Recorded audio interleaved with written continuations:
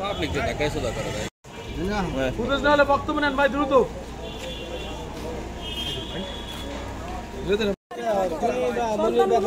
বাচ্চা সাপ ওই নৃশংসভাবে খুনে সর্বোচ্চ শাস্তি দিতে দাবি এরকম করে বড় যে একদম খালি মরছে না কিছুদিন আগে হবে বাবা একদম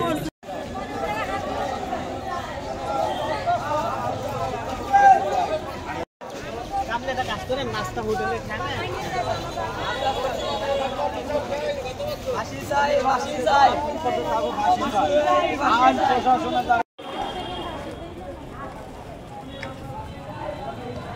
আমি তার হিসাবে হত্যা চাই, উনি ফাঁসি চাই।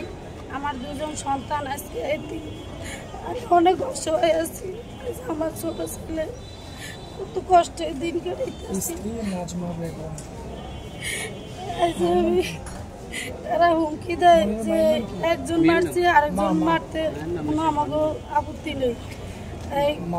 মানুষ শুনছি যে 10 বছর বা 20 বছর জেল খাটে, কিন্তু বর্তমানে আমরা দেখতেছি আমাকে আসামি অনেক 11 মাসের মধ্যেই বাইরে হয়ে গেছে।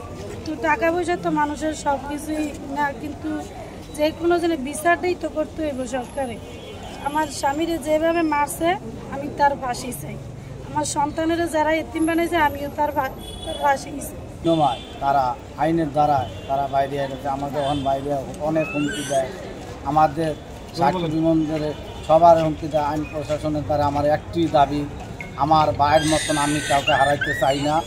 তখন এটা বিবেচন করে তারা 1 নম্বর আসামিও বাইরে যাইতে আচ্ছা বাইরে যেয়ে আমাকে বিশাল হুমকি দেয়। লোকজনের সাথে লোকজন নিয়ে এলাকার মুরব্বি দিয়ে বিশালভাবে হুমকি দিতে আছে।